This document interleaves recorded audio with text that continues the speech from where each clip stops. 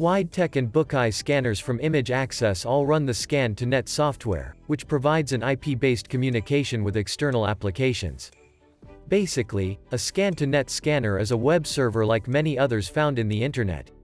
This raises the question of IT security of these scanners. There are different aspects to the security question, such as: can the scanner be infected with a virus? Can a hacker enter the scanner and install malicious code? Can someone gain access to previously scanned documents?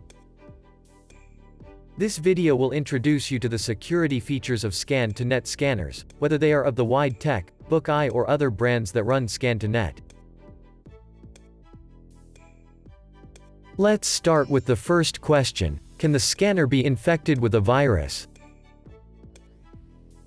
This is practically impossible for a number of reasons. The only way to install software on the scanner is with a root login and password combination for the Linux operating system.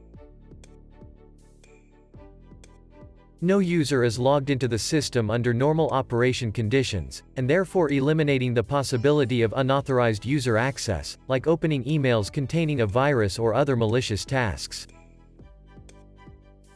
Also, the USB port is only used for writing data and not for reading. There is also no option for an auto-run installer to execute, which could install a virus before the user can react. Conclusion: a Scan2Net scanner is practically immune to infections by a virus. Next question: can a hacker enter the scanner and install malicious code? Hackers often remotely try to use security leaks and exploits on various network connections to obtain access to a target. A Scan2Net Linux system is safer than almost any Windows PC by a large margin. Let's do a test to verify this statement. We used the security assistant from Greenbone to assess the vulnerability of a Bookeye scanner, right out of the box with no extra security settings. This tool rates the severity of the vulnerability with a value between 0 and 10, corresponding to no severity and high severity. In this case, the tool finds one vulnerability. It found that FTP login names are allowed to be unencrypted.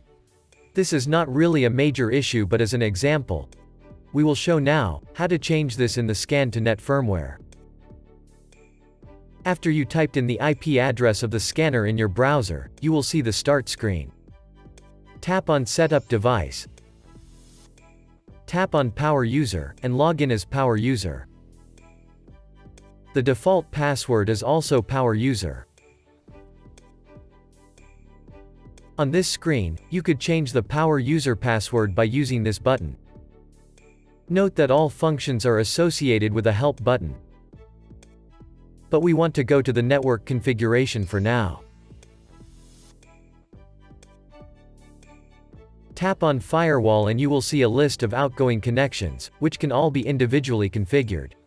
It is beyond the scope of this video to explain them all, therefore let us now go straight to the list of incoming connections. You have the option of restricting certain connections to individual IP addresses, or you can block it for any access. In this case, we select to block all FTP transfers on port 21 completely, essentially blocking FTP access to the scanner from any external sources. A repeat of the port scan of the Greenbone Security Assistant now shows that the vulnerability has gone away.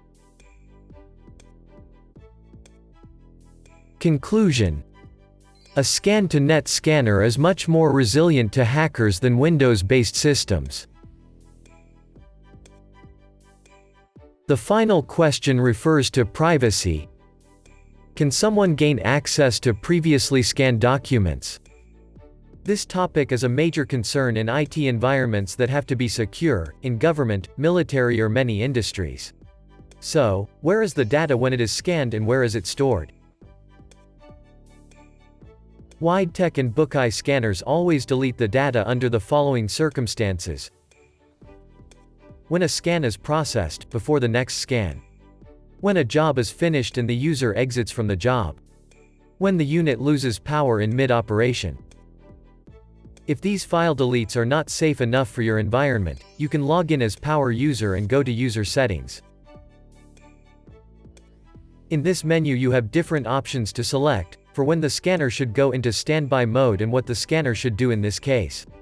This protects your privacy in case you leave the scanner on and walk away, leaving the last scan on the screen, or worse, without finishing a scanning job. You can even do more. Go to the Secure File Deletion menu first.